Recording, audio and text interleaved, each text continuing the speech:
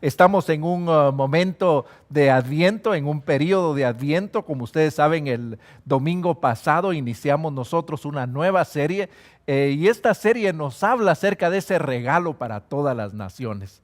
Así que quiero invitarles a que en ese mismo espíritu en el que ya nos preparó nuestro hermano Pablo, podamos cerrar nuestros ojos ahí donde estamos y que juntos podamos orar al Señor para que su palabra pueda hablar al corazón, para que este pasaje que es tan maravilloso, tan especial, escondido en las Escrituras a veces, nos pueda hablar directamente al corazón. Les invito a inclinar su rostro ahí donde está y prepararse para que oremos juntos. Amado Padre Celestial, queremos darte gracias por esta oportunidad tan especial que nos das, de estar reunidos, unidos a pesar de la distancia. Que no hay, Señor, lugar que nos o cosa o situación que nos aparte de tu presencia. Gracias por recordarnos, Señor, que no hay valle tan hondo donde tu mano poderosa no pueda alcanzarnos, ni circunstancia difícil donde tu diestra y tu poder no puedan socorrernos. Gracias, Señor, porque no podemos escapar de tu presencia, como dice el Salmo 139. No podemos escondernos en ningún lugar porque tú nos estás viendo siempre y tú estás tomando cuidado de nosotros. Así que en esta mañana queremos darte gracias por habernos permitido estar unidos, Padre Celestial, por este medio. Y ahora queremos poner en tus manos este tiempo de estudio de la palabra. Permite que el texto nos hable, pero más que hablarnos, que nos desafíe.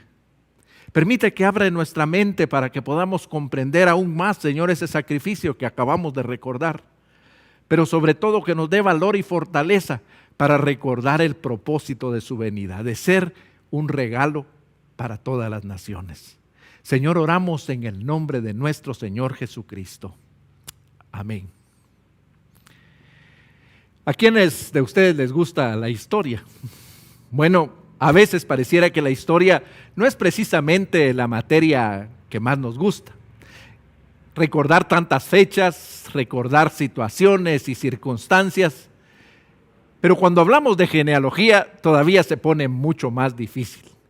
Porque recordar esa serie de nombres y tratar de saber quién va primero y como el caso que vamos a ver, quién nació primero y quién nació después. Porque el día de hoy quisiera invitarlos a que nos detuviéramos en un pedazo de la historia, en un pedazo grandísimo de la historia que la palabra de Dios nos menciona. Es la genealogía de Jesucristo en el Evangelio según San Mateo. Cuando pensamos en este pasaje, yo no sé si usted, pero para mí me parecía un pasaje muy árido. Tengo que confesar que cuando algunas veces invité a una persona por primera vez a leer el Nuevo Testamento, pues tuve la tentación, y a veces sucumbí, de recomendarle que iniciara en otro evangelio para evitar que se perdiera o se desanimara en esta lista de nombres. Confieso mi pecado en cuanto a esto. Pero también me doy cuenta que no estoy solo, porque tuve la oportunidad de revisar varios de los comentarios bíblicos que tengo. Y la verdad, ninguno dedica todo el tiempo y la atención que debería un pasaje como este. Así que hoy quiero invitarles con un nuevo corazón, porque quiero decirles que este pasaje de la genealogía de Jesucristo en el Evangelio según San Mateo me ha cautivado, me ha capturado, me ha tenido ocupado por mucho tiempo tratando de entender y me he descubierto disfrutando de cada una de las cosas. Hay muchas cosas de qué hablar acá. Es un compendio de toda la historia que nosotros tenemos que saber para prepararnos a entender mejor a Jesucristo. Así que quiero invitarles a que abran sus Biblias en el Evangelio según San Mateo. Ahí en la primera hoja vamos a leer los versículos 1 al 17 y les ruego por favor que lleve la lectura conmigo. Yo voy a estar leyendo en la versión Reina Valera contemporánea, así que si usted tiene otra versión, quizá los nombres se van a pronunciar diferente, pero estamos siguiendo este texto por ahora. Leamos. Libro de la genealogía de Jesucristo, hijo de David, hijo de Abraham. Abraham engendró a Isaac, Isaac a Jacob, Jacob a Judá y a sus hermanos. Judá engendró con Tamar a Fares y Seraj. Fares a Esrón, Esrón a Aram. Aram engendró a Aminadab, Aminadab a Nazón, Nazón a Salmón. Salmón engendró a Rahab, engendró con Rahab a Booz. Booz engendró con Ruth a Obed, y Obed a Yesé. Yesé engendró al rey David, y con la que fue mujer de Urías, el rey David engendró a Salomón. Salomón engendró a Roboam, Roboam a Abías, Abías a Asa. Asa engendró a Josafat, Josafat a Joram, y Joram a Usías. Usías engendró a Yotam, Yotam a Ahaz, y Ahaz a Ezequías. Ezequías engendró a Manasés, Manasés a Amón, y Amón a Josías. En el tiempo de la deportación a Babilonia, Josías engendró a Jeconías y a sus hermanos. Después de la deportación de Babilonia, Jeconías engendró a Salatiel, Salatiel a Zorobabel, Zorobabel engendró a Abiud, Abiud a Eliakim, Eliakim a Azor, Azor engendró a Sadoc, Sadoc a Aquim, Aquim a Eliud, Eliud engendró a Eleazar, Eleazar a Matán, Matán a Jacob, y Jacob engendró a José, marido de María, de la cual nació Jesús, llamado el Cristo. De manera que todas las generaciones desde Abraham hasta David son 14. Y desde David hasta la deportación a Babilonia, 14. Y desde la deportación a Babilonia hasta Cristo, 14. La gran pregunta que nos hacemos es, ¿qué podemos nosotros aprender de esta genealogía? ¿En qué manera nos ayuda a conocer más acerca de Jesucristo?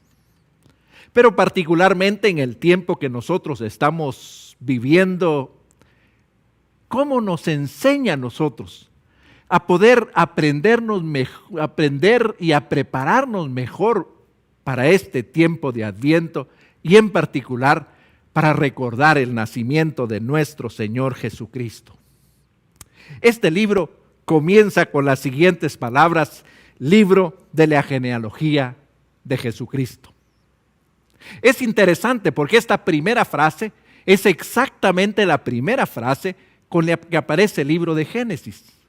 Así que lo que está haciendo aquí Mateo es conectando la historia y está recuperando, y la gran diferencia es que en el libro de Génesis se habla en plural, pero aquí está hablando en singular, para decir que lo que él ha hecho, guiado por el Espíritu Santo, es ahilar esta serie de nombres para demostrar esa genealogía que confirmaba aquella promesa de Dios que le dio a Abraham, que le dio a Adán y a Eva allá en Génesis el capítulo 3, versículo 15, que alguien de la genealogía de Eva y de Adán iban a traer salvación a la humanidad, destrozando la cabeza de Satanás.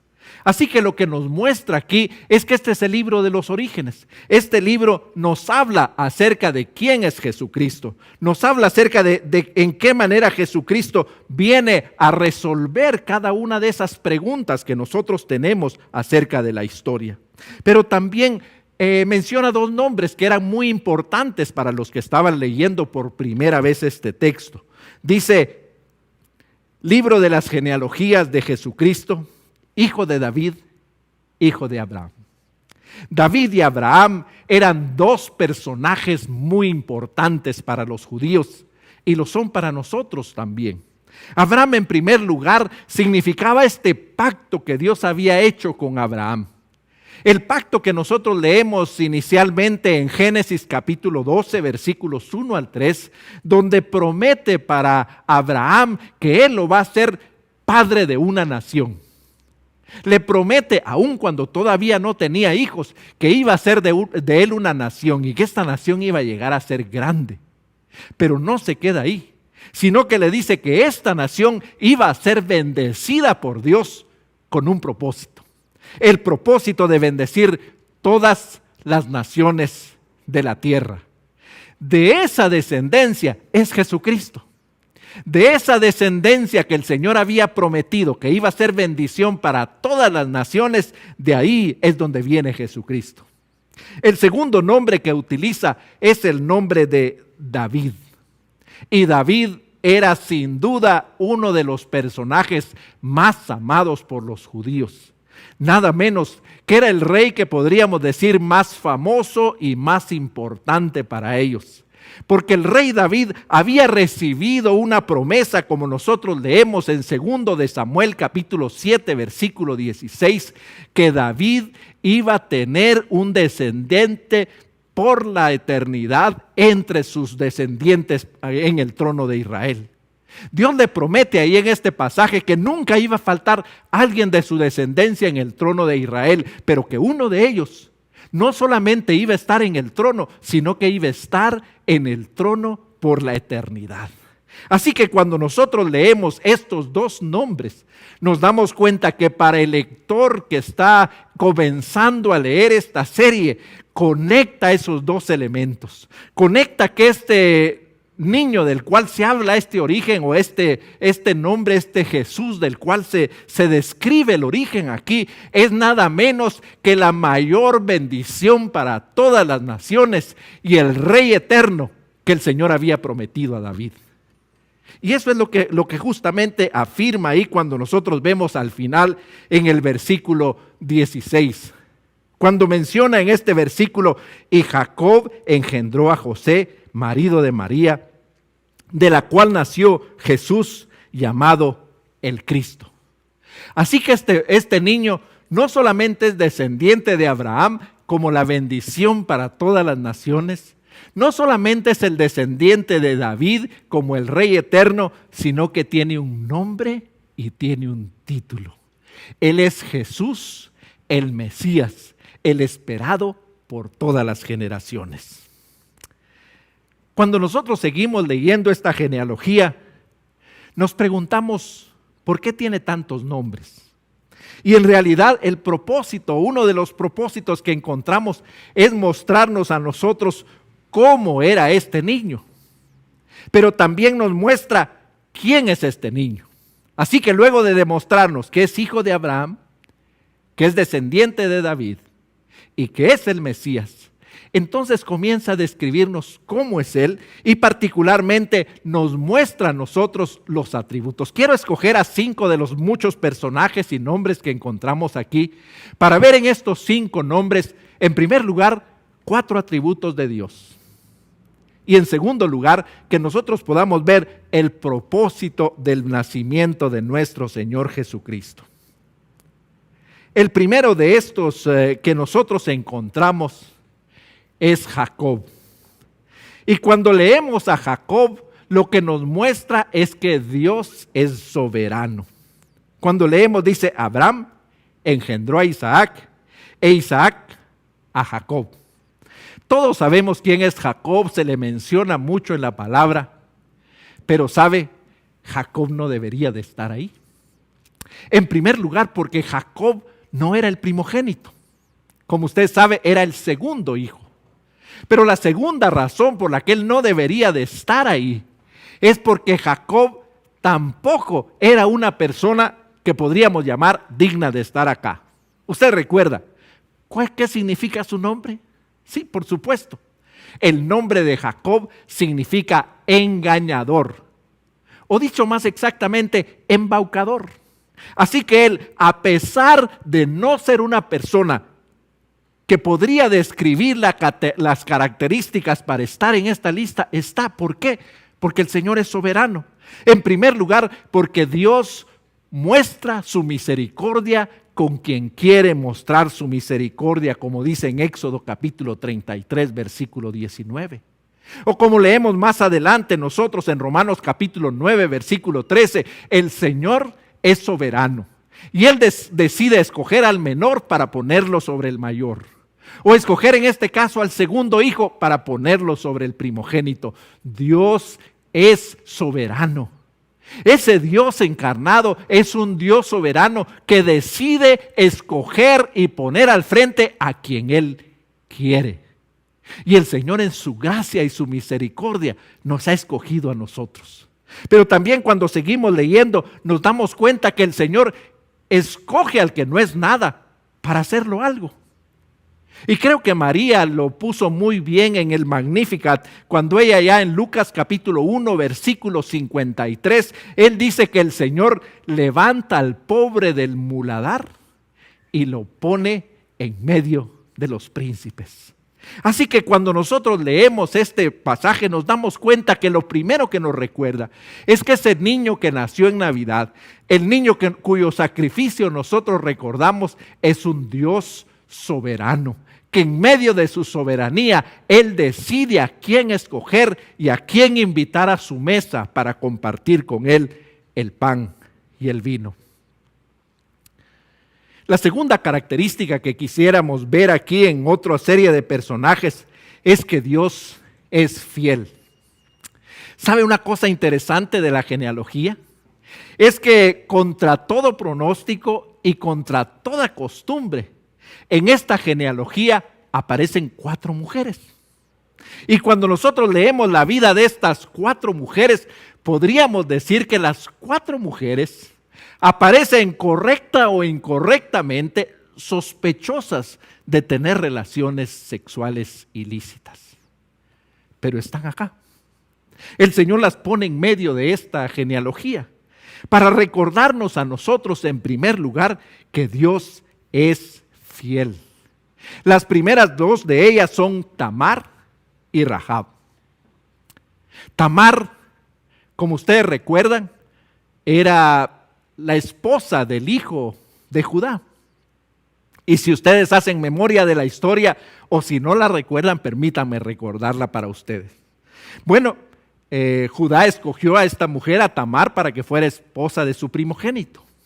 Pero su primogénito murió y no dejó descendencia. Así que de acuerdo a la ley, para preservar la descendencia de la familia, esta mujer Tamar fue entregada a Onán, su segundo hijo. Pero Onán consideró que si él tenía descendencia, en realidad no iba a ser la descendencia de él, sino la de su hermano.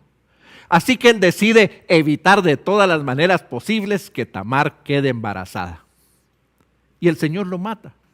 El Señor lo juzga y el Señor lo borra de la faz de la tierra, porque Él está intentando impedir esa descendencia que Dios ya había decidido. Así que Judá le dice, bueno, vete a tu casa como viuda y cuando mi hijo pequeño esté de edad, pues te lo voy a dar para que sea tu hijo. Pero en realidad lo que tenía en su mente Judá era que no se la iba a dar, porque él tenía miedo de alguna manera que fuera una especie, lo que llamamos ahora una viuda negra, que todos los que se casan con ella se mueren. Así que él ya había decidido no hacerlo. Esta mujer, podríamos decir, fue una prostituta, se fingió una prostituta para hacer que Judá cumpliera una promesa que le había dado y sobre todo para hacer que esta descendencia siguiera adelante. Así que vemos aquí que está Rahab, que muestra que Dios es fiel con aquella que espera fielmente que el Señor va a cumplir las promesas que se han hecho sobre ella, de que iba a tener una descendencia. Y no solamente uno, sino que tiene 2, como leemos aquí en las Escrituras. La segunda es más conocida, es Rahab. Y Rahab, como recordamos allá en el libro de Josué, el capítulo 2, ella sí era una prostituta de profesión. Es ahí donde los que Josué envió para explorar la ciudad, aquellos espías que él mandó para que supieran cómo estaba la ciudad de Jericó, esta mujer los esconde ahí porque era el lugar adecuado. Ahí los hombres entraban y salían sin que nadie preguntara acerca de eso. Pero Rahab tiene algo muy interesante cuando nosotros leemos en Josué el capítulo 2, particularmente en los versículos 11 y versículos 12. Ahí nos damos cuenta que ella hace un testimonio acerca de Dios pocas veces escuchado. Miren lo que dice aquí en Josué capítulo 2, versículos 11 y 12. Cuando lo supimos, les dice ella, nuestro ánimo decayó. Por culpa de ustedes ya no les queda ánimo a nuestros hombres, pues el Señor es Dios en los cielos y en la tierra. Por eso les ruego que me juren por el Señor, que así como yo he tenido misericordia de ustedes, también ustedes la tengan con la casa de mi padre. Pero deben darme una señal segura. Una mujer que confió en el Señor. ¿Se da cuenta de lo significativo de su presencia en esta genealogía? Podríamos decir que Rahab conocía de oídas al Señor. Podríamos decir, para utilizar una imagen, podríamos decir que ella solo había visto a Dios por una rendija, pero con eso que había visto en la rendija de parte de Dios fue suficiente para que ella expusiera la vida por ese poco conocimiento que tenía de Dios. Qué gran ejemplo de una mujer que es fiel y que Dios honra su fidelidad. Esta mujer estuvo dispuesta a exponer la vida por causa de eso, pero vio su fidelidad compensada por la fidelidad del Señor. El Señor mismo, que es un Dios fiel, la libró a ella y a su familia. Y no solo eso, sino como deja testimonio este pasaje de la genealogía, el Señor la toma y la inserta en la genealogía del Hijo encarnado de Dios. Sin embargo, como leemos en ese pasaje o como leímos en ese pasaje, ella misma tuvo que hacer su propia confesión acerca de Dios. Como leemos ahí en el versículo 11, ella dijo, yo sé que el Señor Dios es Dios todopoderoso sobre toda la tierra. Así que cuando ella declara esto, Dios la ve, Dios ve su corazón y ve que su corazón es fiel. Así que a través de estas dos mujeres, que no podríamos pensar que fueran en nuestra manera de pensar las personas más dignas, Dios las escoge para demostrarnos que el Señor es fiel de aquel que pone su confianza en el Señor. Lo fue fiel en el pasado, está siendo fiel en el presente y déjeme decirle, el Señor va a ser fiel en el futuro con todos aquellos que ponen su confianza en el Señor. Cuando seguimos leyendo el pasaje, encontramos a otra de ellas. Y a la que encontramos es a Ruth. Es interesante, porque Ruth tampoco era judía. Era moabita. Y cuando leemos la historia de Ruth, nos damos cuenta que Ruth encarna para nosotros otro de los atributos de Dios. Dios es justo. Porque lo que ella hizo fue, podríamos decir, capitalizar la esperanza que tenía Noemí, su suegra, en la justicia de Dios.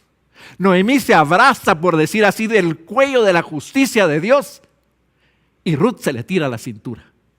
Y confiada en esa justicia de Dios, ella recibe la bendición del Señor porque vio resuelta la amargura de su suegra y se vio ella insertada en la historia de la humanidad. En primer lugar, como nosotros leemos en el capítulo 4, versículo 14, ella cambió la amargura de Noemí, su suegra, en bendición. Miren este versículo que funciona como a modo de conclusión de esta historia cuando dice, alabado sea el Señor que te concedió tener un hijo que te rescatara. Su nombre será celebrado entre los israelitas. ¿Se dan cuenta? Esta mujer que creía que era una mujer maldita, Dios la convierte en una mujer bendita porque Él es justo y Él responde a aquellos que confían en la justicia de Dios. Pero Ruth también alcanzó la fidelidad cuando ella pudo entender y comprender quién era el Dios de Noemí. Creo que el momento en que ella alcanza esta fidelidad es cuando ella hace aquella expresión que seguramente vive en la memoria de cada uno de nosotros y que a veces hasta la ponen en algunas tarjetas de felicitación de boda. Cuando ella le dice a su suegra, tu pueblo será mi pueblo y tu Dios mi Dios. En este momento, que es un momento histórico, Ruth rechaza su nacionalidad. Ruth rechaza toda su herencia. Ruth rechaza toda su genealogía y se abraza a una genealogía mejor y al Dios único y verdadero. Y Dios, que es un Dios justo, honra la justicia de esta mujer. Pero también ella tiene una característica, como la leímos ahí en el versículo 14. Podríamos decir que Ruth lo que hizo es inaugura o acuña la restauración como el proceso que el Señor Jesucristo utilizó. La redención, podríamos decir, como el proceso que el Señor Jesucristo inauguró cuando le dice un nieto que te rescatara. Y eso es justamente la característica de nuestro Señor Jesucristo, que es justo para rescatar a los que en Él ponen su confianza. Así que ella acuñó este concepto de redención del cual el Señor Jesucristo capitalizó de una manera poderosa para redimir la vida de cada uno de nosotros. Pero cuando la vemos en esta genealogía, nos damos cuenta que Ruth lo que hizo sin darse cuenta es restituir una genealogía que venía truncada y que necesitaba conectarse de donde nacería nada más y nada menos que el rey David, de donde vendría toda la descendencia real hasta la venida de nuestro Señor Jesucristo. Cuando seguimos leyendo y llegamos al versículo 6, encontramos a otra mujer. Lo interesante es que al leer lo que se dice de ella, sabemos quién es ella, pero no se le menciona por nombre. Lo único que se dice de ella dice David, con la que fue mujer de Urías, el rey David engendró a Salomón. Lo único que se dice es conectarla a ella con Urías para que esta historia de adulterio y asesinato no se olvide. Pero que no se olvide tampoco que el Dios de Israel, el Dios de los cielos y la tierra, el Dios en quien nosotros confiamos, es un Dios de perdón y restauración. Este es el otro atributo que nos muestra esta genealogía. Dios perdona a aquel que se arrepiente. El perdón de Dios está disponible para todos aquellos que ponen su confianza en el Señor Jesucristo. El perdón y la restauración están abiertas para todos, así como estuvo abierta para David y Betsabé, que habían cometido este acto tan deleznable del cual nosotros tenemos memoria en las Escrituras. Lo que vemos es que cuando el rey David escucha que su pecado ha sido descubierto, descubre una cosa más, que Dios lo ha perdonado aún antes de pedir perdón. Y eso nos hace recordar lo que el mismo Señor hace con nosotros, como leemos en Romanos 5:8, mas Dios muestra su amor para con nosotros, en que siendo aún pecadores, Cristo murió por nosotros. Eso es lo que Él hace aquí. Y cuando el Señor restaura a la vida de David y Betsabé, no solamente la restaura, sino que permite que ambos se engendren a un hijo. Y ahí cuando leemos en 2 de Samuel el capítulo 12, cuando el Señor le pone nombre, dice, y este se llamará Jedidías, que significa el amado del Señor. ¡Wow! Eso es tremendo, ¿se imagina usted? El Señor dándoles la oportunidad a ellos no solamente de ser perdonados, no solamente de ser restituidos, no solamente de ser insertados en la genealogía del Señor, sino de mostrarles un amor incondicional que es capaz de perdonar al pecador más osado. ¡Qué tremenda historia! Cuando nosotros vemos Dios los eleva a ambos al nivel de ser perdonados y de nuevo los inserta en esta genealogía. Pero finalmente, cuando nosotros seguimos leyendo la genealogía, nos damos cuenta que además de esos atributos de Dios, encontramos que este niño es la esperanza de salvación para todas las naciones. María, al final de su Magnificat, ella lo diría de esta manera. Ella diría: desde ahora me llamarán dichosa por todas las generaciones. Y lo decía María, que en el momento en el que le encuentra esta genealogía, ella podría haber sido acusada de tener un hijo fuera del vínculo matrimonial. Una mujer que a los ojos del pueblo pudo haberse considerado adúltera, el Señor la encuentra pura y perfecta para poderla cubrir con su sombra y que el Dios encarnado naciera de ella. Por eso es que ella dice: desde ahora me llamarán dichosa por todas las generaciones, allá al final del Magnificat en Lucas capítulo 1, versículo 48. El Señor escogió a María, una jovencita, a la que el Señor mira su corazón, y el Señor la utiliza como este instrumento para que su hijo naciera. Ella reconoció que el niño era el cumplimiento de todas las promesas, y particularmente de la promesa que Dios le había dado a Abraham de ser una bendición para todas las naciones. Como seguimos leyendo en el Magnificat, ahí en Lucas capítulo 1, versículos 54 al 55, ella dice: y se acordó de su misericordia que habló a nuestros padres.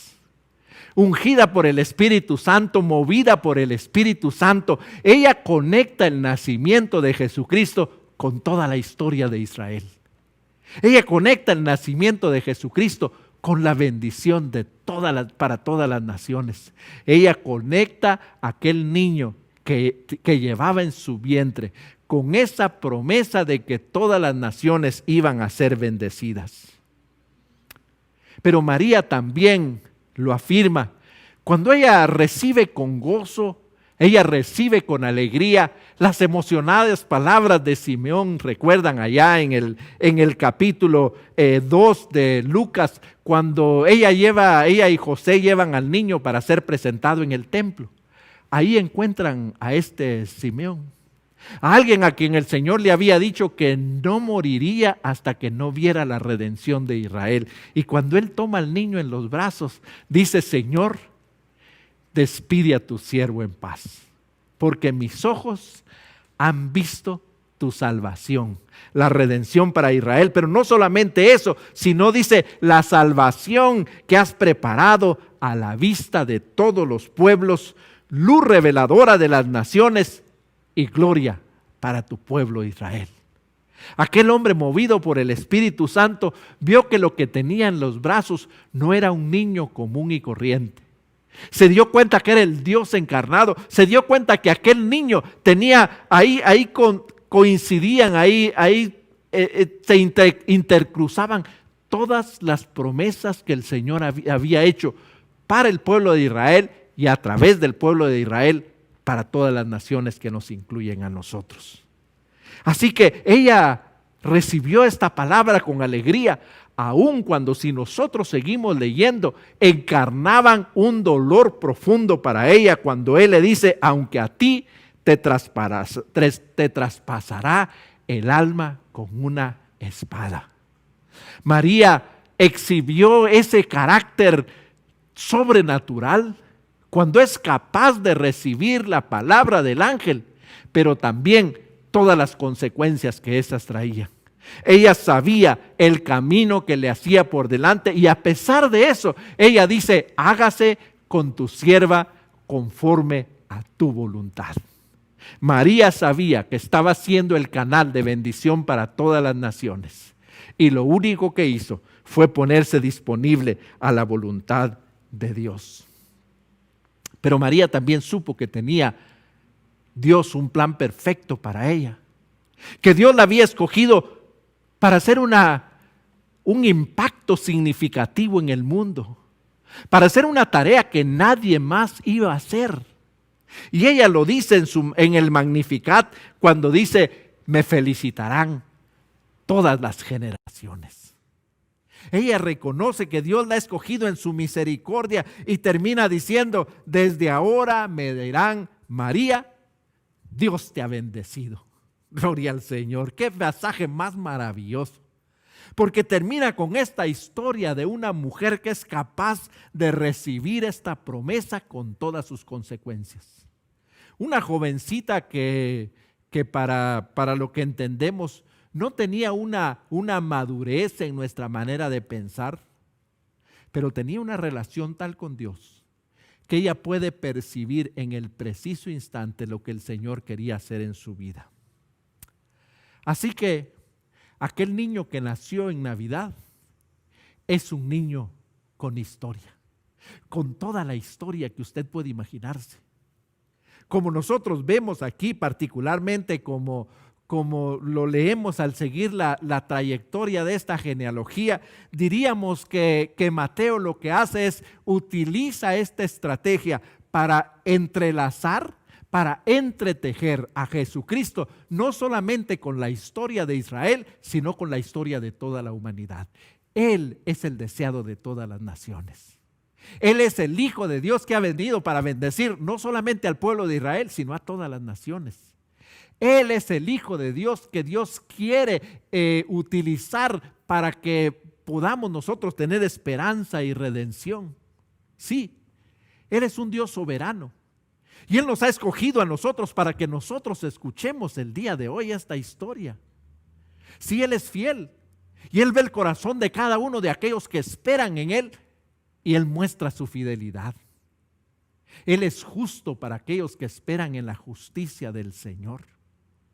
Él es bueno al darnos a nosotros lo más precioso que Él tenía. Cuando nosotros leemos este pasaje, nos damos cuenta que este niño con historia tenía una historia que afectó a su propia familia. Cuando nosotros leemos el pasaje del nacimiento del Señor Jesucristo, cuando los pastores se alejan, cuando los magos se van, cuando Simeón y Ana hablan, siempre dice después que María guardaba en su corazón todas estas cosas y reflexionaba en ella, porque para ella y para su familia Jesucristo les llevó una historia que contar por todas las generaciones.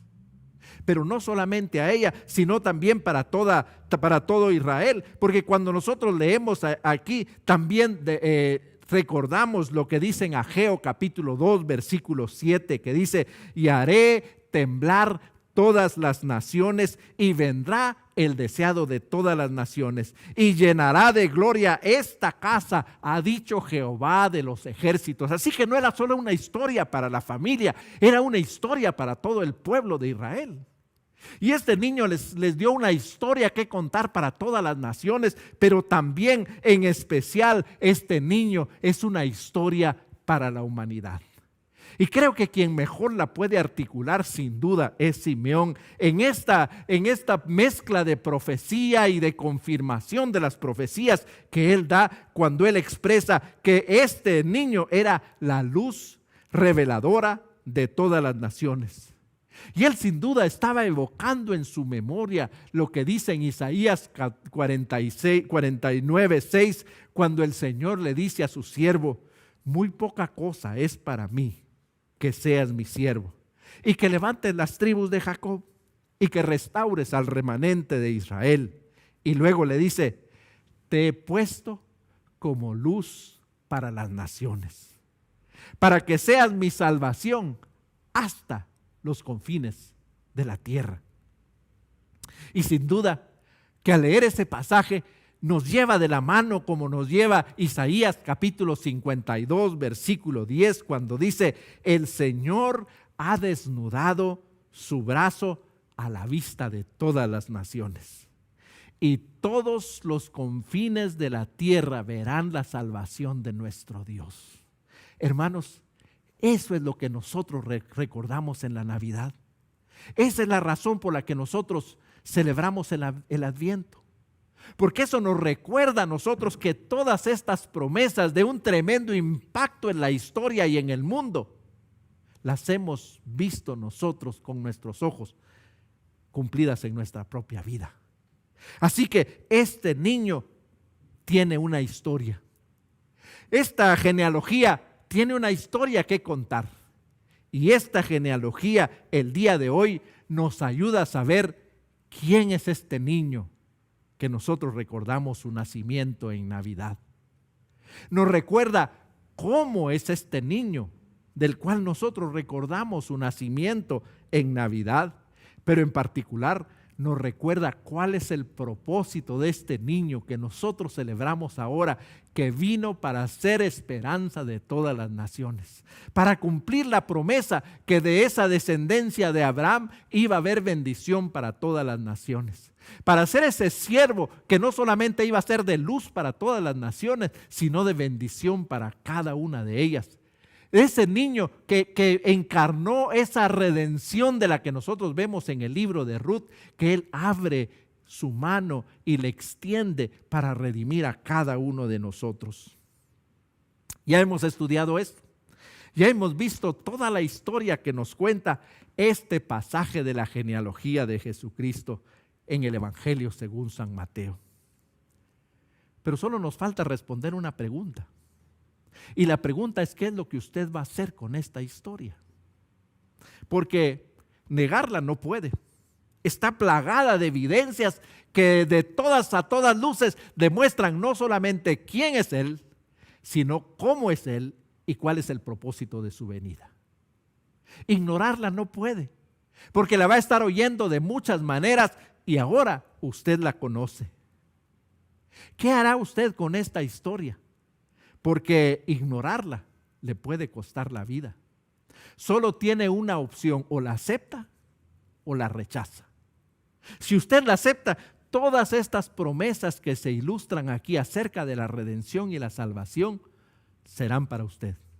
La palabra dice que este niño que nació en el pesebre era un niño con historia, con una historia de redención para todas las naciones que le incluye a usted. La palabra dice que si nosotros podemos hacer lo que hizo Rahab y observar lo que el Señor ha hecho, observar lo que hemos escuchado de Él, y con eso que usted sabe en este momento, usted necesita, al igual que Rahab, confesar que Él es el Dios de dioses, el Señor de señores, el Hijo unigénito de Dios que murió en la cruz del Calvario, que resucitó de los muertos al tercer día y que ha abierto el canal de bendición y de salvación para usted. También, al igual que como nosotros leímos acerca de Ruth, usted puede saber que Él es la redención, que Él es la restauración, que Él es el redentor, el que se pone en su lugar para pagar los pecados de todo el mundo y sus pecados. Él es el que decidió morir en la cruz del Calvario en su lugar como una redención para usted. Pero al igual que como lo leemos en la historia de Betsabé, también reconocemos que Él es perdón y restauración. Que el Señor ha abierto el día de hoy sus brazos para poderlo recibir y perdonarle todos sus pecados. Si usted confiesa que Jesús es el Cristo, el Hijo del Dios viviente, la palabra dice que Él perdonará sus pecados y Él pondrá sobre este Redentor el pecado de todos nosotros y Él le dará restauración. Y al igual que como lo hizo con Betsabé y con David, Él lo elevará a una persona perdonada y Él le pondrá un nuevo nombre, y este nuevo nombre será amado de Dios. ¿Qué es lo que usted va a hacer con este niño? El ejemplo de María es claro. María escuchó el mensaje, María escuchó la historia y María tomó una decisión. Ella dijo: hágase conmigo conforme a tu voluntad, conforme a tu propósito. Yo quiero invitarlo a usted en esta mañana, esta tarde, esta noche, cualquier momento en que usted esté escuchando este video, yo quiero invitarlo para hacer una decisión personal por Jesucristo. Yo quiero invitarlo a usted para que usted pueda poner su confianza en el Señor Jesucristo. El niño que nació en Navidad no es un niño que se puede robar para hacer una celebración la próxima semana. Este niño que nació en Navidad no es un niño que se le puede caer, quebrar y tener que llevarlo a un taller para que lo reparen. Este niño que nació en Navidad no es susceptible de guardarlo en el armario para destaparlo la próxima Navidad. Este niño que nació en Navidad vive y reina por los siglos de los siglos y ha entregado su vida por usted. Así que yo quiero invitarlo a que si usted nunca ha hecho una decisión personal por Jesucristo, este es su momento. Este es el momento de recordar que este niño con historia vivió y murió para darle una nueva historia que contar con su vida. Si usted quiere hacerlo, si nunca lo ha hecho en su vida, yo le ruego que usted cierre sus ojos ahí donde está. Que usted ponga su mente en el Señor y que usted diga con todo su corazón unas palabras como estas: Señor Jesucristo, hoy he entendido al recorrer esta genealogía en el Evangelio según San Mateo, que tú eres el verdadero Hijo de Dios, que tú eres el Mesías prometido para todas las naciones, que tú eres el deseado de las naciones de las que tanto habla el Antiguo Testamento, pero sobre todo que tú eres el Dios encarnado, que vino a morir en la cruz del Calvario por mis pecados y para darme nueva vida y una nueva esperanza. Señor, en el nombre de Jesucristo, yo vengo delante de tu presencia. Yo vengo a pedirte perdón por todos mis pecados y dígale: Señor Jesucristo, yo reconozco tu sacrificio. Yo sé que tú fuiste mi sustituto y ahora quiero pedirte que tú cargues sobre ti todo mi pecado, que me perdones, y te ruego de todo corazón que me des la salvación y la vida eterna, que me des una esperanza, Señor, que no se oculte con nada, una esperanza que me lleve a tu presencia a vivir eternamente contigo. Señor Jesucristo, que naciste en Navidad, yo te recibo como mi único y suficiente Salvador y Señor. Entra en mi corazón, sé mi Salvador, sé mi dueño y define, Señor, la nueva historia de mi vida. Te lo pido con todo mi corazón. Amén.